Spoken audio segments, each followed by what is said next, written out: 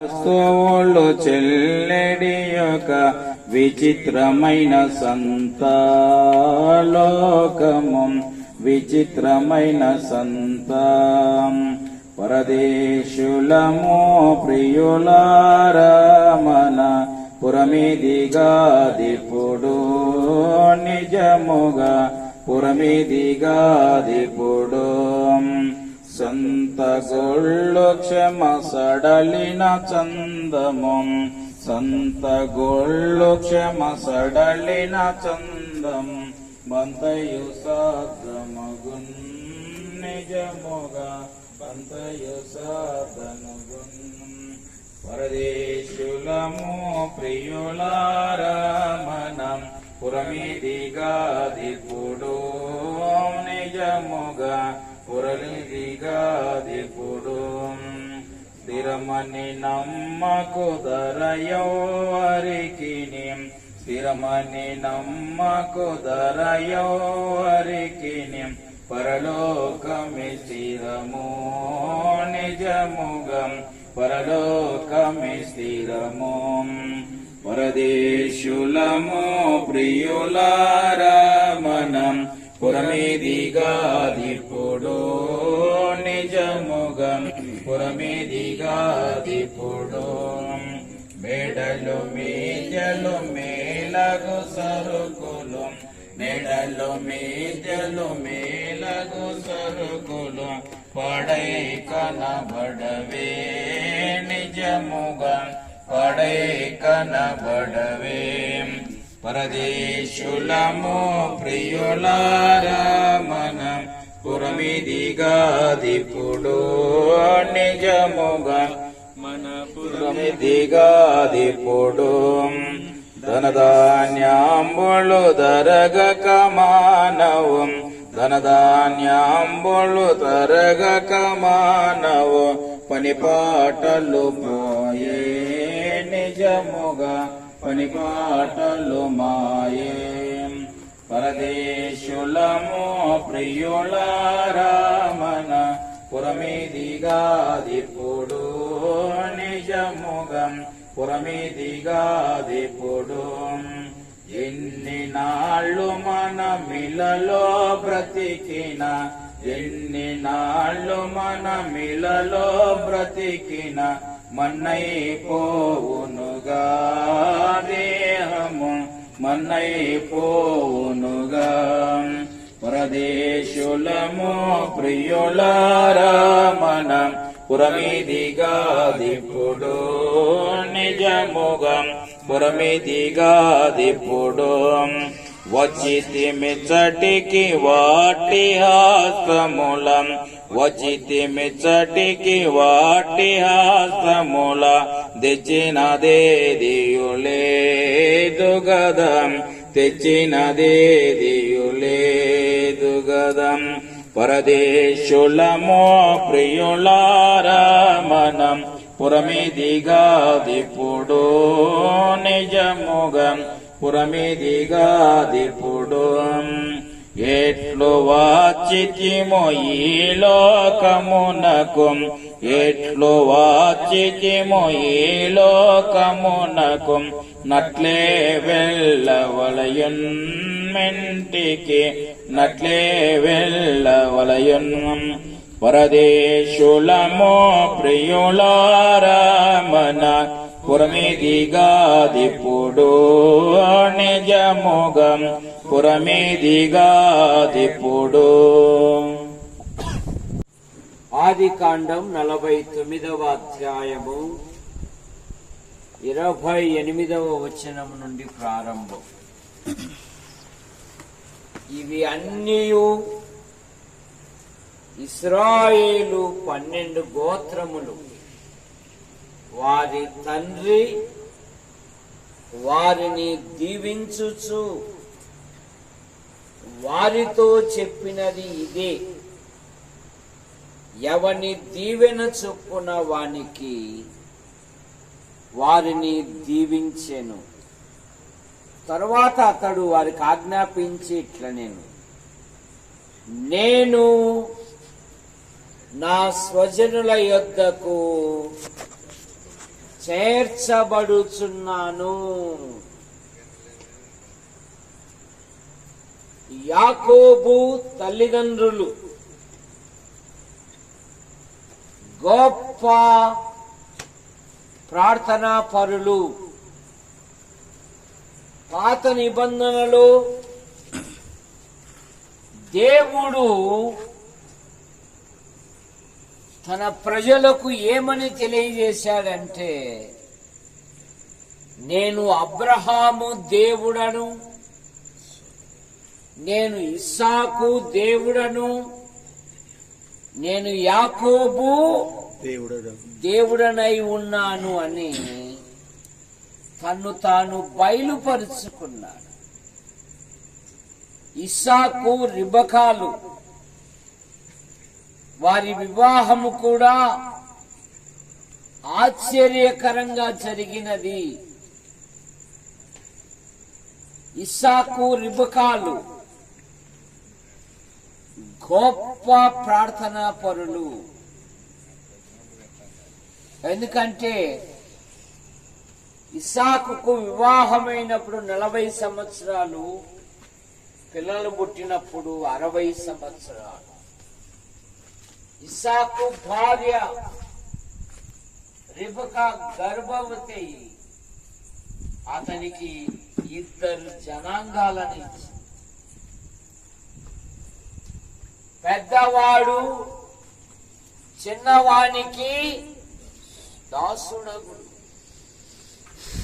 ఏశావు అరణ్యవాసి అయి వేటగాడుగా ఉండిపోయాడు.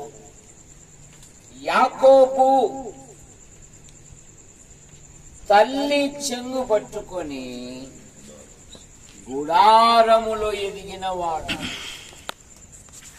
యాకోబు అనగా మోసగాడు, కానీ దేవుడు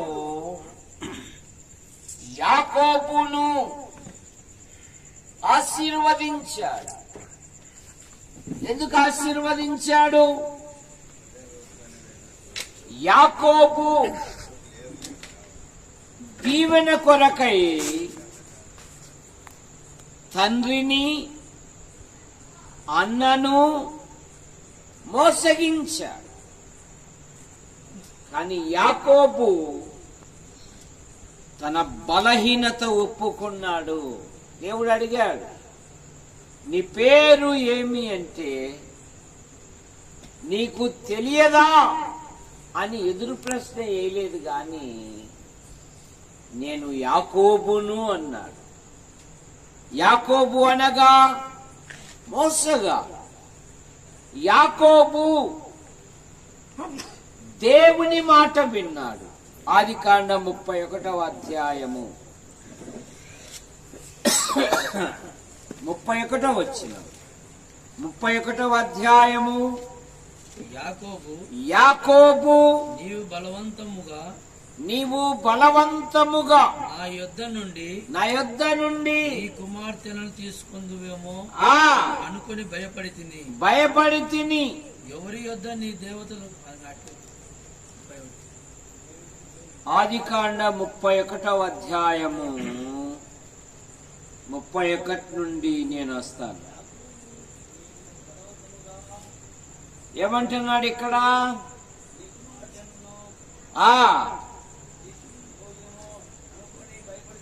భయపడితివి,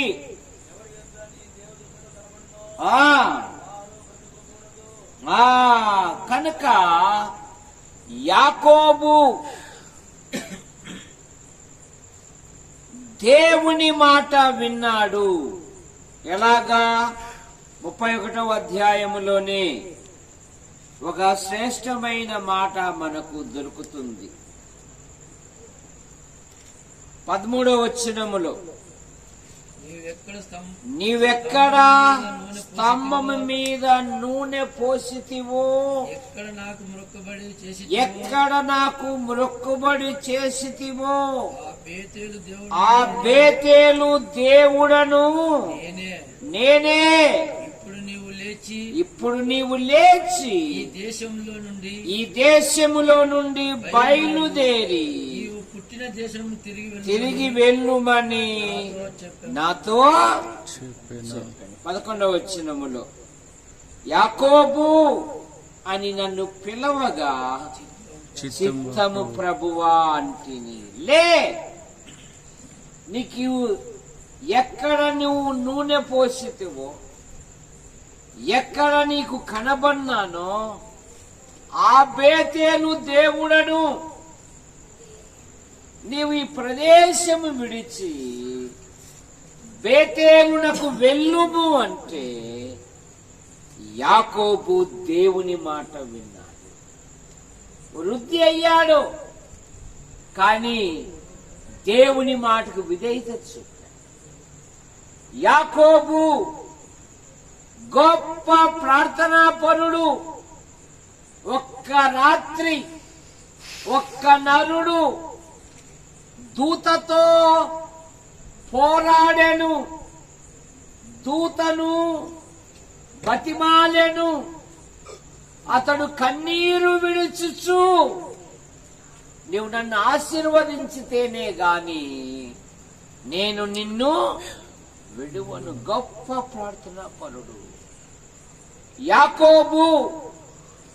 తన సంతానమును గురించి కూడా సాక్ష్యం ఇచ్చుచున్నాడు.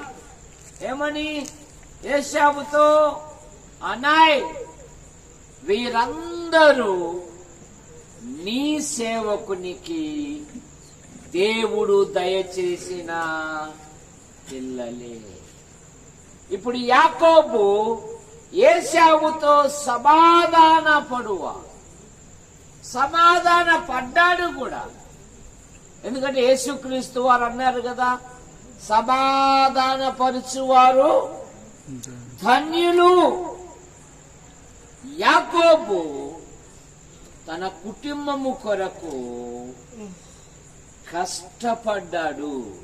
ఆదికాండం 31వ అధ్యాయము 40వ వచనము. 31వ అధ్యాయము 40వ వచనము.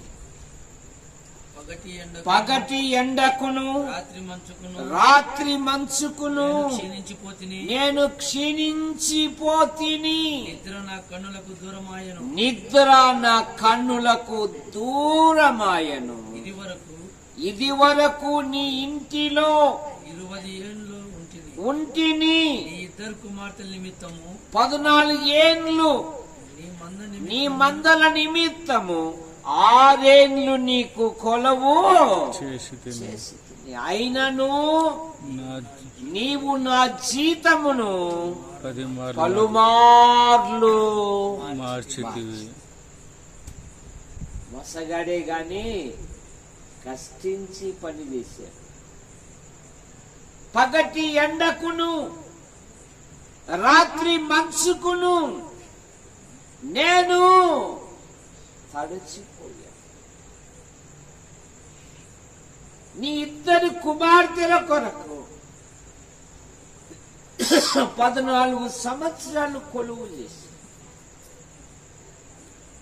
అయినా నువ్వు 10 మార్లు పలుమార్లు నా జీతాన్ని మార్చి. యాకోబు పోరాడువాడు. యాకోబు ఇప్పుడు కృతజ్ఞత కలిగిన వాడు. ఆదికాండం 35వ అధ్యాయము 2వ వచనములో నా శ్రమ దినమున నాకు ఉత్తరమిచ్చి నా శ్రమ దినమున నాకు ఉత్తరమిచ్చి నేను వెళ్ళిన మార్గమున నాకు తోడై ఉండిన దేవునికి నేను ఒక బలిపీఠము కట్టెదనని చెప్పాను. కృతజ్ఞత కలిగిన వాడు. 32వ అధ్యాయం 10వ వచనములో యెబ్బోకు రేవు దగ్గరికి వచ్చినప్పుడు నీవు నీ సేవకునికి సమస్తమైన ఉపకారములకును సమస్త సత్యమునకును నేను అపాత్రుడను. ఎట్లనగా చేతికర్రతో మాత్రమే ఈ యోర్దానును దాటి తిని రెండు గుంపులైతిని. అది చూడాలి, నా వైపు చూడు, అది వద్దు. ఇప్పుడు నేను రెండు గుంపులనైతిని. నా అన్న నా మీద కక్ష కట్టాడు. ఆ యెబ్బోకు రేవు దగ్గర ఆ భయంకరమైన రాత్రి ఆకాశానికి భూమికి నిచ్చెన వేసి దాని కొన నుండి నువ్వు మాట్లాడావు, ఇదిగో నేను నీకు తోడై ఉండి నీవు వెళ్ళు ప్రతి ప్రదేశమందు నిన్ను కాపాడుచు ఈ దేశమునకు నిన్ను మరలా రప్పించదను. కృతజ్ఞత కలిగిన వాడు యాకోబు. ఇది నెలలో మనిషి కాస్త గూడు, కాస్త కూడు, కాస్త గుడ్డ దొరికేలకల్లే దేవుడు ఎక్కడా అంటున్నాడు. సామెతల గ్రంథములో కన్నులు నెత్తికి వచ్చినా తరము గలదు, కానీ యాకోబు అలా కాదు. తన గతాన్ని జ్ఞాపకం చేసుకుంటున్నాడు. నేను ఒంటి కర్రతో యోర్దాను దాటి తిని ఇప్పుడు నేను రెండు గుంపులు. ఇప్పుడు యాకోబు జీవితములో 12 గోత్రకర్తలను దేవుడు యాకోబునకు బహుమానంగా ఇచ్చాడు. ఎవరి దీవెన చొప్పున వారిని దీవిస్తూ ఏమంటున్నాడంటే, నేను నా పితరుల యొద్దకు చేర్చబడుచున్నా. రామాజీ ఇస్సాకు యొక్క బాబాయ్ థామస్ ఈ కాలనీలో ప్రారంభంలో చిన్న చిన్న గొడవలు ఏర్పడి వాటన్నిటిలో ధైర్యముగా నిలబడేవాడు, హృదయములో కల్మషము లేనివాడు, అందరినీ ప్రేమించేవాడు. ఇదిగో ఇప్పుడు రామాజీ థామస్ దేవుని యొద్ద చేర్చబడ్డాడు. యాకోబు అంటున్నాడు కదా, నేను నా పితరుల యొద్దకు చేర్చబడుచున్నాను. తన కుటుంబాన్ని, తన సంతానమును యాకోబు ఒక ఉన్నతమైన వ్యక్తులుగా దీవించాడు. మరి సజీవులుగా ఉన్న మన పరిస్థితి ఏమిటి? జీవితము అల్పమైనది, జీవితము స్వల్పమైనది. ఒకానొక పట్టణముకెళ్ళి లాభము సంపాదించుకుందుమని చెప్పుకొని వారులారా, రేపేమి సంభవించును మీకు తెలియదు. మీరు ఇంతలో కనబడి అంతలో మాయమయ్యే ఆవిరి వంటివా. దావీదన్నాడు కదా, నాకును మరణమునకును అడుగు మాత్రమే ఏమంట దూరమున్నది. మానవుడు పాపములో పుట్టి పాపములో పెరిగి పాప నివారణ కొరకై జంతువులను పక్షులను బలిగా అర్పించుచున్నాడు. జంతువుల యొక్క రక్తము, పక్షుల యొక్క రక్తము పాపములను తీసివేయుట అసాధ్యము. దేవుడే లోకమును ప్రేమించి యేసుక్రీస్తు నామములో భూలోకానికి వచ్చి మానవుని పాపముల కొరకు, మానవుని దోషముల కొరకు, మానవుని అపరాధముల కొరకై ఆయన అందరి నిమిత్తమై ఆయన శిలువలో బలియాగమయ్యాడు. యేసుక్రీస్తునందు విశ్వాసం ఉంచుట వలన మానవుడు పరలోకానికి వారసుడవుతాడు. యేసుక్రీస్తు వారే అన్నారు, నేనే మార్గము, సత్యము, జీవమునై ఉన్నాను. నా ద్వారా తప్ప ఎవరునూ దేవుని రాజ్యానికి వారసులు కానేరు. కొలస్సీ పత్రికలో పరిశుద్ధుల స్వాస్థ్యములో ఆయన మనలను చేర్చాడు. కనుక ప్రియుడా, నా ప్రభుని అంగీకరించకపోతే ప్రభు అయిన యేసునందు విశ్వాసం ఉంచాలని మనవి చేస్తున్నాను. యాకోబు, నేను నా పితరుల యొద్దకు చేర్చబడుచున్నాను అంటున్నాడు. సజీవులుగా ఉన్న మనము ప్రభు అయిన యేసును అంగీకరిస్తే మనము కూడా మధ్య ఆకాశంలో థామస్ను మనం కలుసుకుంటామంట. మొదటి తెస్సలోనికలు 4వ అధ్యాయము, మొదటి తెస్సలోనికలు 4వ అధ్యాయము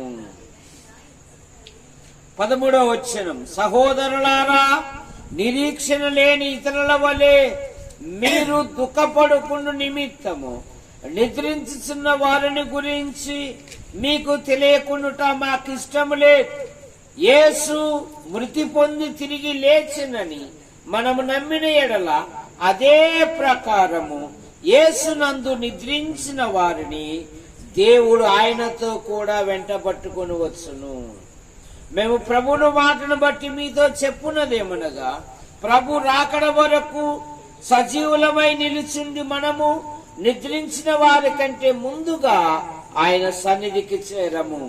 ఆర్భాటముతోను ప్రధాన దూత శబ్దముతోను దేవుని బూరతోను పరలోకము నుండి ప్రభు దిగి వచ్చును. క్రీస్తునందుండి మృతులైన వారు మొదట లేతురు. ఆ మీదట సజీవులమై నిలుచుండి మనము వారితో కూడా ఏకముగా ప్రభుని ఎదుర్కొనుటకు ఆకాశ మండలం మీద మేఘముల మీద కొనిపోబడుదుము. కాగా మనము సదాకాలము ప్రభుతో కూడా ఉందుము. కాబట్టి మీరు ఈ మాటల చేత ఒకనినొకడు ఆదరించుకొనుడి.